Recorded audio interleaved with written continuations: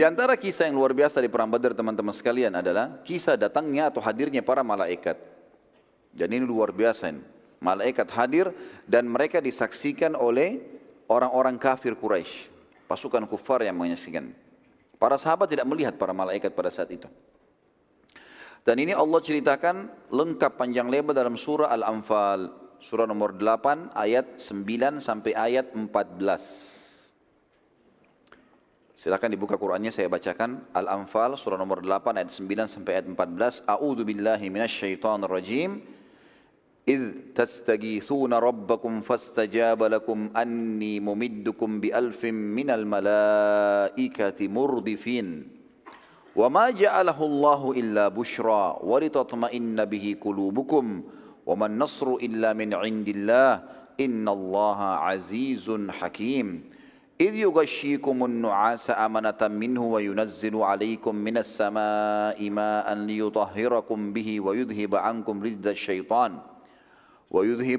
رجز الشيطان وليربط على قلوبكم ويثبت به الأقدام إذ يوحي ربك إلى الملائكة أني معكم فثبتوا الذين آمنوا سألقي في قلوب الذين كفروا الرعب فاضربوا فوق العناق واضربوا منهم كل بنان ذلك بأنهم شاقوا الله ورسوله ومن يشاقق الله ورسوله فإن الله شديد العقاب Dzalikum fadzuquhu wa anna lil kafirina adzaban nar. Ingatlah ketika kamu memohon hai Muhammad pertolongan kepada Tuhanmu. Jadi Nabi SAW pernah kita jelaskan di awal pecahnya peperangan Badar, gitu kan? Beliau di dalam kemah lalu berdoa terus dengan Allah SWT. Lalu Nabi SAW sempat tertidur sejenak. Sudah kita jelaskan riwayat itu. Lalu Abu Bakar di sebelah Nabi SAW. Lalu Abu Bakar bertanya, Nabi SAW Nabi mengatakan terimalah berita gembira hai Abu Bakar. Kata Abu Bakar, kenapa ya Rasulullah? Kata Nabi SAW, Allah telah menjanjikan kemenangan. Kita akan menang di peperangan ini atau kita akan mendapatkan kafilah itu. Dan di sini pada saat Nabi SAW memohon kemenangan, sampai beliau berdoa begini, Ya Allah, kalau seandainya engkau membinasakan dan membiarkan segelintir orang ini di depanku sekarang kalah, maka tidak akan pernah ada lagi orang yang menyembahmu di muka bumi. Menangkanlah mereka. Maka Allah turunkan janjinya. Di antara janji Allah supaya Nabi SAW tenang, bukan lagi pasukan dari manusia diutus oleh Allah, tapi dari malaikat turun dari langit. Ingatlah ketika kamu memohon pertolongan hai Muhammad kepada Tuhanmu, lalu diperkenankan bagimu, kata Allah, perkenangannya adalah sesungguhnya aku akan mendatangkan bala bantuan kepadamu dengan 1000 malaikat yang sedang berturut atau datang berturut-turut. Artinya turun beransur-ansur, gitu kan? Pasukan Quraisy 1000, pasukan malaikat 1000. Satu malaikat saya sudah cukup mengalahkan mereka. Allah utus 1000 malaikat. Ayat 10-nya, kata Allah SWT, dan Allah tidak menjadikannya atau mengirim bala bantuan malaikat itu melainkan sebagai kabar gembira dan agar hatimu menjadi tentram karenanya. Artinya enggak usah khawatir, pasti menang pasukanmu nanti. Dan kemenangan itu hanyalah dari sisi Allah. Sesungguhnya Allah maha perkasa lagi maha bijaksana. Ayat 11. Ingatlah ketika Allah menjadikan kamu atau kalian seluruh pasukan muslimin mengantuk sebagai suatu penentraman darinya. Saya sudah jelaskan ini di awal bahasan kita masalah Badar. Allah turunkan hujan gerimis yang akhirnya membuat karena lembutnya hujan itu sampai ngantuk para sahabat supaya mereka istirahat malam itu. Sementara di tempatnya pasukan kafir Quraisy turun hujan lebat, membuat mereka nggak bisa tidur, bajunya semua basah. Apalagi zaman dulu orang pakai baju besi, berat dengan kena hujan. Becek tanahnya, mereka susah jalan, luar biasa. Peralatan-peralatan semuanya basah. Allah bilang, ingatlah pada saat kami menjadikan kalian mengantuk sebagai penentraman dari kami. Dan umumnya teman-teman, orang kalau ngantuk itu rasa takutnya hilang loh. Orang kalau lagi takut, kemudian dia ngantuk, sampai dia tertidur, itu hilang rasa takutnya. Contoh misalnya orang kalau ngantuk sekali, dia mau tertidur di pinggir jalan pun walaupun gelap sudah ngantuk, capek tidur. Hilang rasa takutnya. Allah hilangkan rasa takut dengan cara itu. Dan Allah menurunkan kepadamu atau kepada kalian hujan dari langit untuk mensucikan kalian dengan hujan itu. Mensucikan di sini makna lainnya juga adalah membuat kalian jadi segar.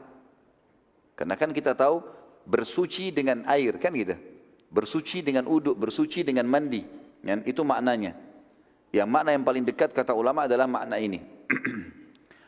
Dan juga menghilangkan dari kalian gangguan-gangguan syaitan.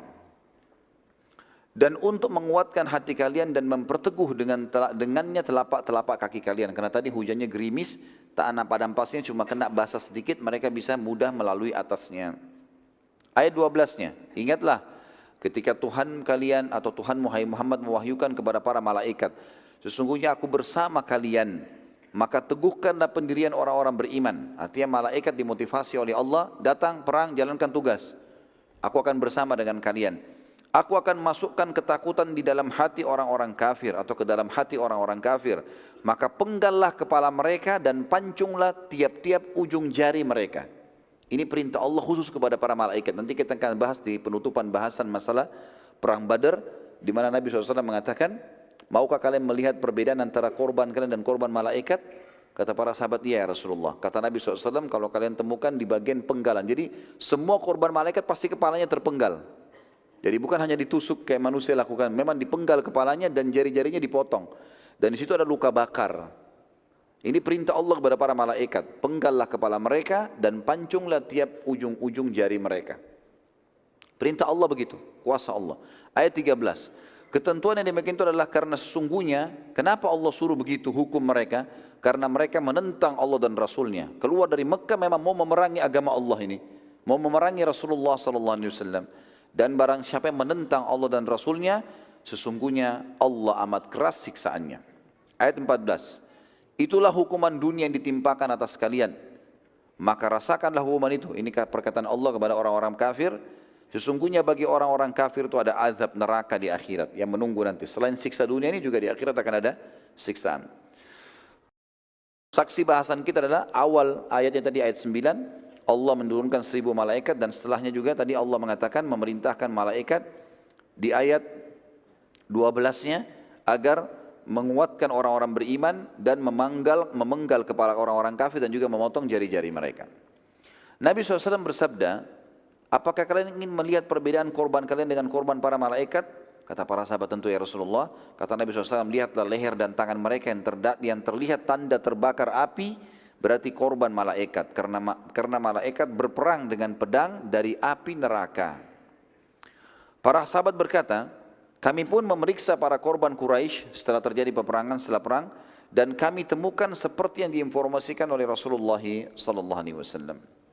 Salah seorang sahabat berkata, kisahnya pada saat dia lagi adu duel dengan seorang kafir Quraisy, saat aku akan memenggal kepala salah seorang di antara mereka, tiba-tiba kepalanya sudah melayang sendiri. Putus sendiri kepalanya. Dan aku menyadari kalau bukan aku yang membunuhnya. Padahal aku yang sedang duel sama dia. Baru mau ditebas, kepalanya sudah melayang sendiri. Itu korban malaikat. Seorang sahabat lain berkata kepada Nabi SAW, wahai Rasulullah, aku sempat mendengar di medan perang suara di antara gemuruh pasukan ini. Ada suara yang mengatakan, majulah wahai Haizub. Haizub, ya. Maka kata Nabi SAW, itu suara salah satu malaikat yang memanggil temannya. Ini nama malaikat, gitu kan. Sebagian ulama mengatakan para malaikat ikut berperang di perang Badar yang belum pernah ikut perang secara langsung baik sebelum atau sesudah Badar.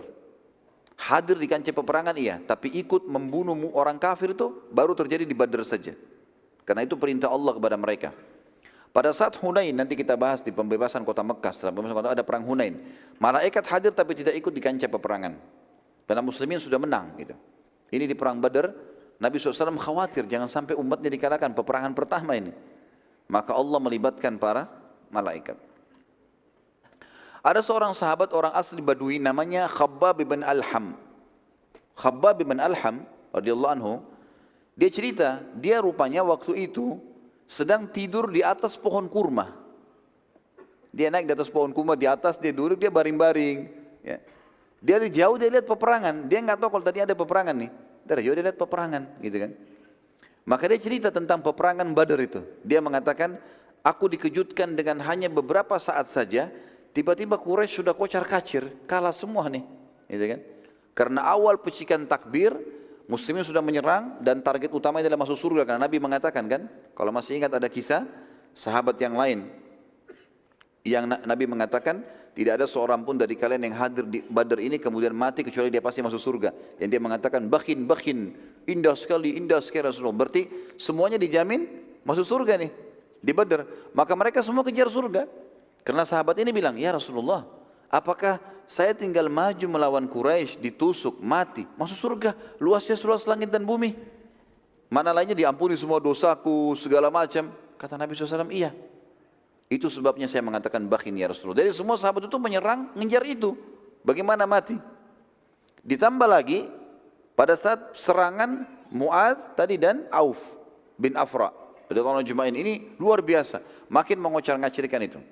Maka kata Khabbab bin Al-Ham radhiyallahu anhu, aku dikejutkan, belum pernah dia lihat peperangan seperti itu. Biasanya peperangan itu berjam-jam, berhari-hari baru selesai.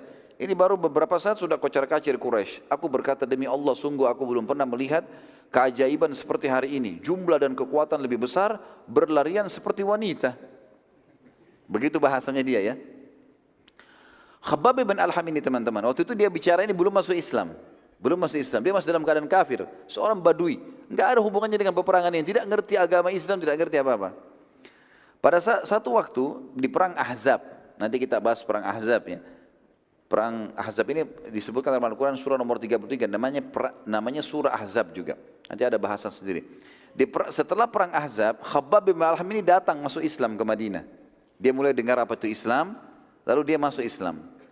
Waktu dia masuk dalam kota Madinah, sebelum syahadat, dia baru dengar sama teman-temannya Islam itu ada. Dia mau datang masuk Islam, tapi sebelum dia syahadat, waktu dia memasuki Madinah, dia coba mengumpulkan informasi lebih banyak tentang Islam, sampai akhirnya dia menemui Nabi SAW. Yang membuat dia lebih yakin syahadat, perkataan Nabi begini, wahai Khabbab, bukankah kamu sempat menyaksikan perang Badr? Perang Badr di tahun 2 Hijriah. Perang Ahzab di tahun 5, 3 tahun yang lalu. Bukankah kau menyaksikan perang Badr dan kau sempat di atas pohon kurmamu berkata, kan dia sendiri nih, nggak ada yang ucapin, dia sendiri. Lalu dia mengatakan, aku dikejutkan dengan beberapa saat saja, tiba-tiba Quraisy sudah kocar-kacir. Aku berkata demi Allah, sungguh aku belum pernah melihat keajaiban seperti hari ini, jumlah dan kekuatan lebih besar, berlarian seperti wanita. Kata Khabbab waktu dengar itu, asyhadu an la ilaha illallah wa anna Muhammad Rasulullah. Ini luar biasa ini. Perkataan yang dia ucapkan 3 tahun lalu tidak ada yang dengar kecuali dia, Nabi ulangi. Persis letter-let yang dia ucapkan. Gitu kan. Kata dia, demi Allah, aku belum pernah menceritakannya pada siapapun semenjak kejadian tersebut sampai hari ini. Dan anda bisa mengetahuinya, apa yang telah aku ceritakan dengan diriku sendiri beberapa tahun yang lalu. Ini menandakan memang anda adalah seorang Nabi. Maka waktu itu makin memperkuat semangat sahabat untuk meyakini risalah Nabi SAW. Mereka sudah sangat yakin, tapi kejadian ini Allah sengaja buat terjadi.